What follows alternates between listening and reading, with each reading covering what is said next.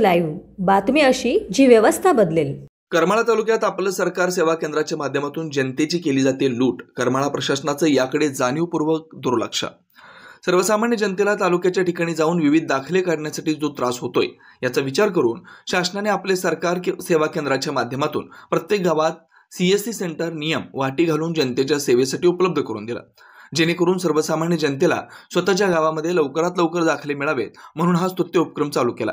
परंतु आपले सरकार सेवा केंद्र चालकांनी शासनाने घालून दिलेल्या नियमवाटी पायदळ तोडून स्वतःच्या आर्थिक फायद्यासाठी ज्या गावांमध्ये सीएससी सेंटर मंजूर केलंय त्या गावांमध्ये सीएससी सेंटर न चालवता पैसे कमावण्याच्या हेतूने शहराच्या ठिकाणी जाऊन आपला व्यवसाय थाटलेला दिसून येतोय।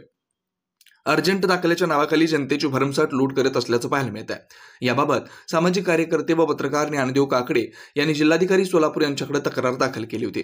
तक्रारीची दखल घेऊन जिल्हाधिकारी तथा अध्यक्ष सेतू समिती सोलापूर यांनी उपविभागीय अधिकारी माढा विभाग कोरडवाडी यांना विनाविलंब सर्व कार्यरत आपले सरकार सेवा केंद्र चालकांची तपासणी करण्याचे आदेश 12 जून 2024 रोजी दिले होते। परंतु अद्यापर्यंत शासनाचे नियम धाब्यावर बसून सर्वसामान्य जनतेची लूट करणाऱ्या आपले सरकार सेवा केंद्राची तपासणी केली नाही अथवा कारवाई केल्याचं दिसून येत नाही।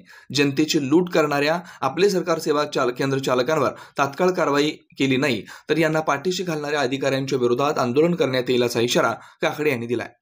परिवर्तन न्यूज लाईव्ह, बातमी अशी जी व्यवस्था बदलेल।